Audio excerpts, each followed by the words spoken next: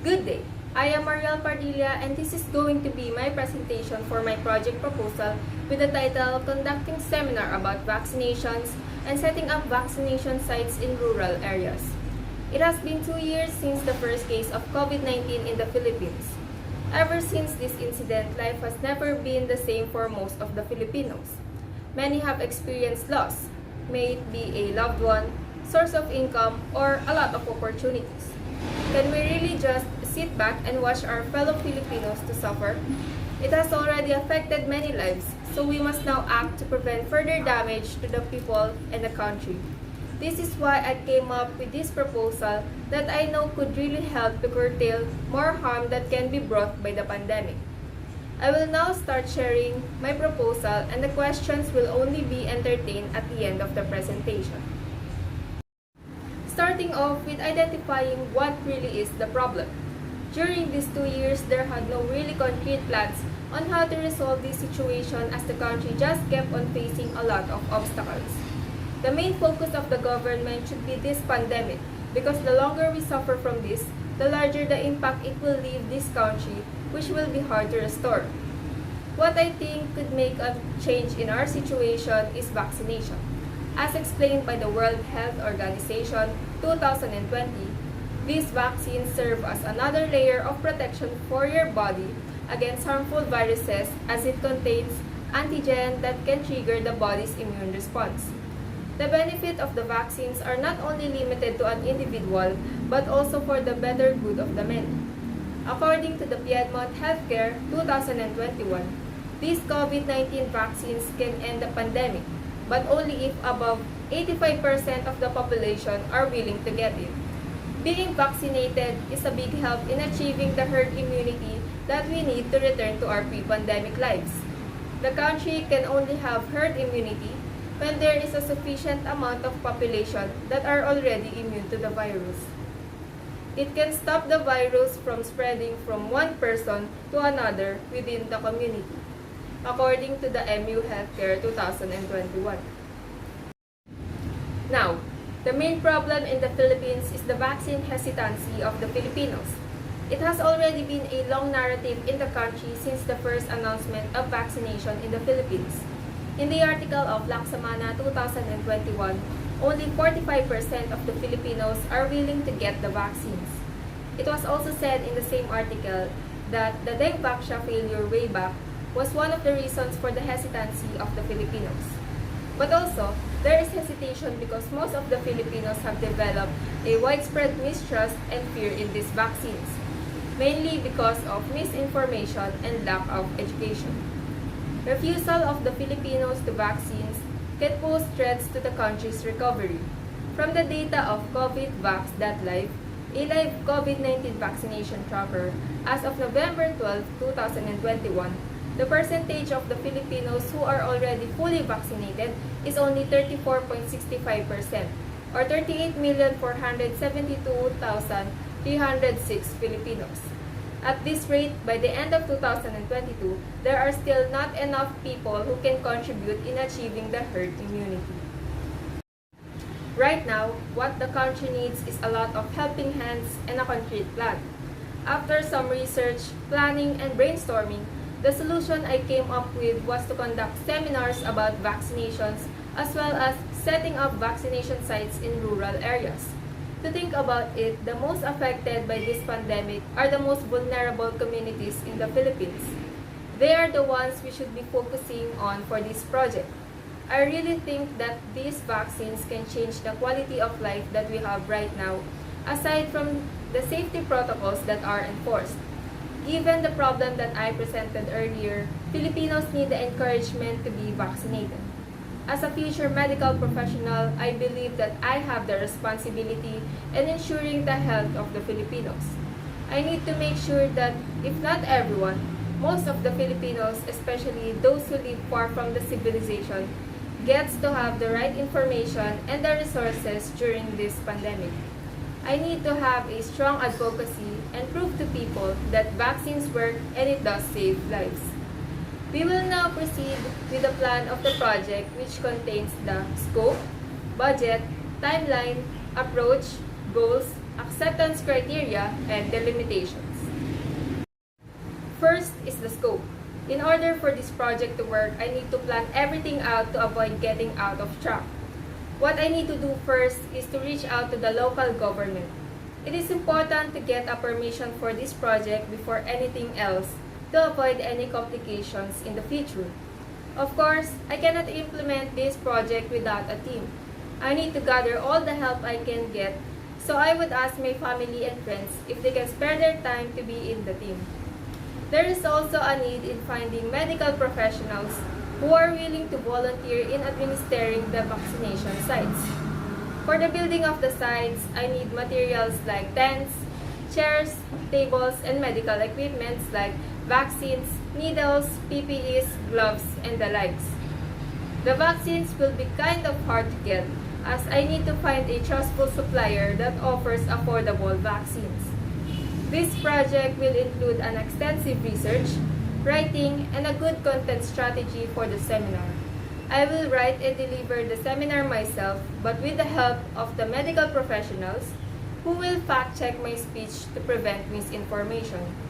I could also ask them to give some words for the seminar. In that way, the team can gain the trust of my target audiences. The project will take place in at least 3 municipalities in Marinduque, namely Palanas, Mandaon, and Mobo. The estimated time of implementation for this project will be in the first quarter of 2022 as we need to plan this meticulously for it to be successful, but also we need to do it as early as we can for the betterment of the situation. Next is the project budget. The seminar would not that be costly to implement, a complete opposite in building a vaccination site and running it. The vaccine alone can cost around 1,300 pesos per person according to the Department of Health.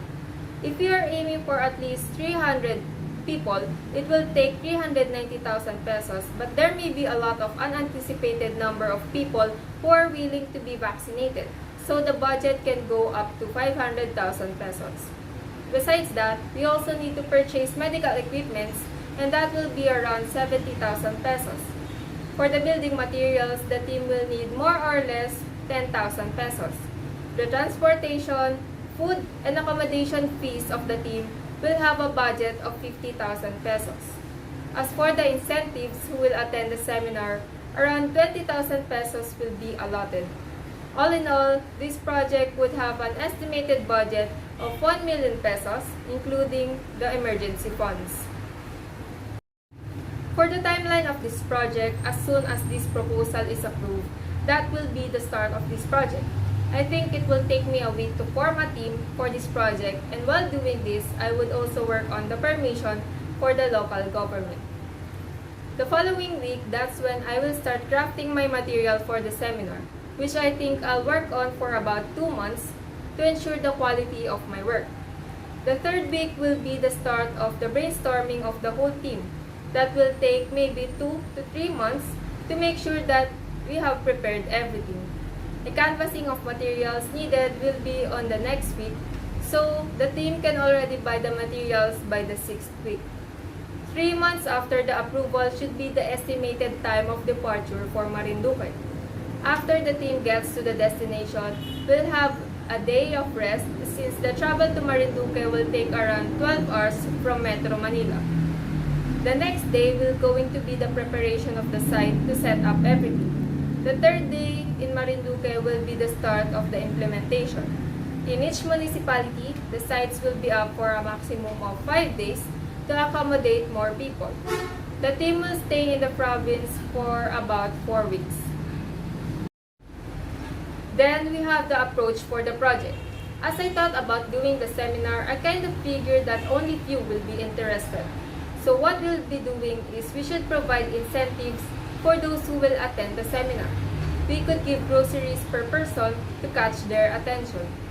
I also realized that seminars could be boring for most people, which is why I came up with a plan to only use layman's terms in my speech and incorporate some fun activities throughout the event.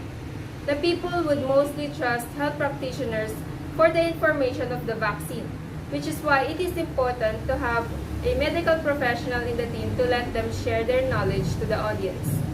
After the seminar, those who got encouraged to be vaccinated will now proceed to the vaccination sites. There will also be a survey form that will be given out after the event. This survey contains the insights of the residents for the whole project. By this, the team would be able to know if they are truly convinced to get vaccinated. They can also share their suggestions and opinions that can help to improve the project for the next destinations. This will be the routine for the rest of the stay in Marinduque.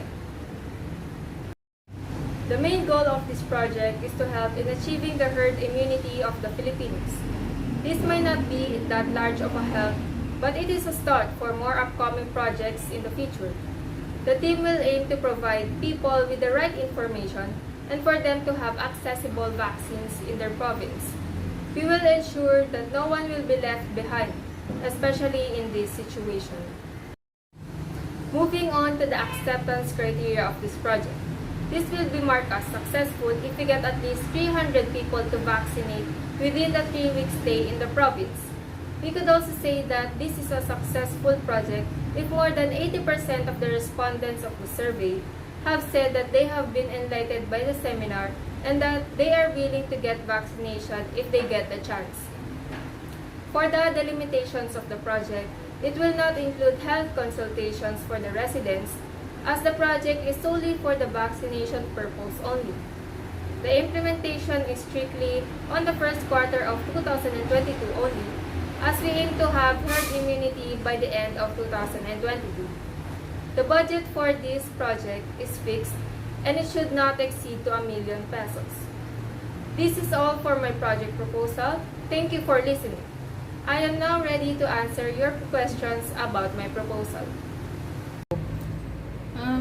So, Ms. Padilla, thank you for your presentation.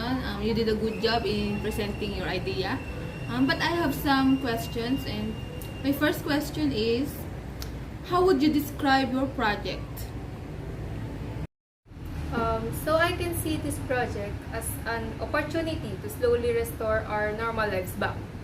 This project has the potential to become big in the future, only if there are enough resources and people who can help. This project is not just made for the benefit of the target population, but also the whole country. As I have said earlier, this might not be a big project, but it can be a start to help increase the vaccination rate of the Filipinos and gain herd immunity. I just hope that this project can inspire a lot of people to do projects like this in the future and in a different province. This project can serve as the glimpse of hope for the Filipinos that this pandemic will eventually end and we will soon fight the COVID-19. With the proper planning and implementation, I can feel that this project will be successful in the end and hopefully it will not be the last. Okay, so my second question is, why did you pick Marinduque as your target place? So personally, I picked this place because it is my province. As my first project, I just think it would be significant to implement it in my own hometown. I know well that Marinduque is not as civilized as other provinces and there are no enough vaccines to be distributed to the people there. In addition, it is kind of hard to find a signal in Marinduque, which means that they do not have the resources to know the importance of the vaccines.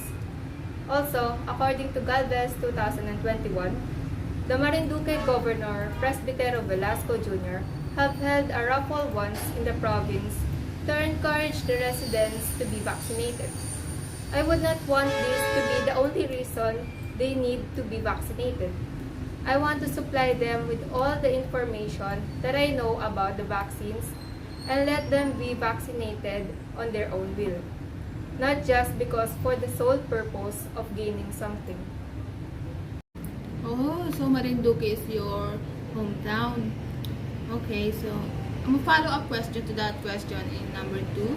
Out of all the municipalities in Marinduque, why did you choose the Palanas, Mandaon, and Mogo? Although most of the municipalities in Marinduque are not civilized, I choose these municipalities because these three are farthest from the civilization. I just think that these are the municipalities that are often left out in terms of getting both the information and the vaccine. They also have the right to be educated about how vaccines work and the right to receive the protection that they need.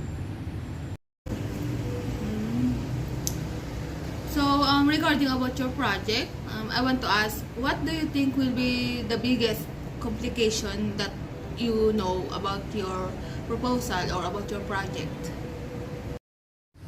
To answer your question, I think the biggest complication would be not getting the permission of the local government. It serves as the first step of this project, so it will demonstrate a domino effect. Once they deny the permission to continue, then there will be no project to be implemented.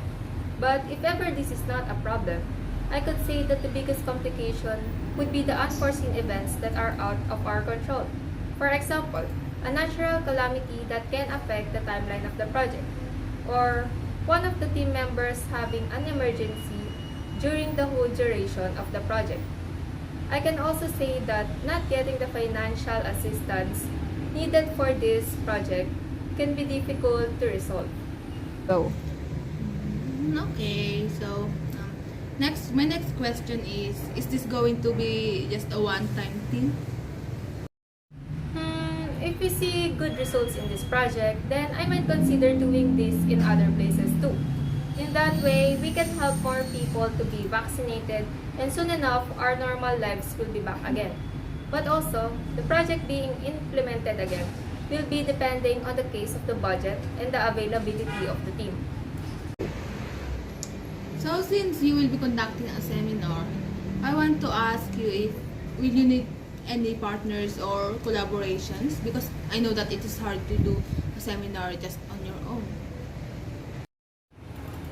Implementing this project by myself can be hard. So yes, I am in need for partners and collaborations. I need to find organizations or companies that can support me financially and can also help me better improve the process of my project. It is important that when designing a project, you need to work on your connections to ensure the success of it. I think it would be best if my collaboration partner would be a hospital foundation, so I can really get the help that I need for this project. If I get to cooperate with a certain hospital, I think it will be easier for me to gather all the resources needed and medical professionals that will be willing to volunteer for my project. But due to the rising numbers of COVID-19 patients and fully booked hospitals, it will be hard for me to settle a collaboration with a certain hospital. Where will you get your budget? 1 million pesos is a large amount of money. That is why, in order to continue with this project, I will try to apply for financial support in different companies that offers it. For example, the global organization named the TMF Group that is dedicated in providing long-term project financing. I could also try sending an application for assistance to the Office of the President. This may be a big shot, but I think since the goal of my project is for the betterment of the country, there is a probability that there will be a foundation or an organization that can provide me the budget that I need for the implementation of this project. So, another question that came into my mind is, how might your project evolve over time? If ever this project will be successful, then maybe I could get big companies to collaborate with my project. That way, I will no longer worry on how will I get my resources and funds and just focus on the improvement of the next project. Also, the next project's scope will be broader if I could collaborate with big companies because a lot more people can be accommodated by the vaccination sites. Can I know again, how have you come up with this plan? Every time I go out of the house, I can see how the pandemic badly affected the lives of the Filipinos. Stores have been closing due to bankruptcy that leads to the employees losing their jobs. But even at home, every time I watch the news, it is very evident that the situation of the country just becomes worse in every single day that is passing by. Seeing all of this and doing nothing to help just doesn't seem right. This is where I have decided to plan out this proposal. I truly believe that vaccines are the only solution to this pandemic. So I need to make sure that the Filipinos will also have the same mindset as me. So, my last question is, who will benefit from your project or from your idea? If there's anyone who could benefit largely in this project, it will be the residents of Marinduque. Being vaccinated lowers the chance of getting the virus, and if ever they still caught it, the symptoms of the virus will not be as severe as those who caught the virus without a layer of protection from the vaccine. But also, they are not the only ones who can benefit from this project. Every time someone gets vaccinated, it can already be considered as a huge help to the population of the Filipinos. This is because we are slowly taking a step in achieving the herd immunity. So, if you do not have any additional questions or clarifications, then that will conclude my presentation for this project proposal. Thank you so much for your time, and I hope to hear good news from you soon.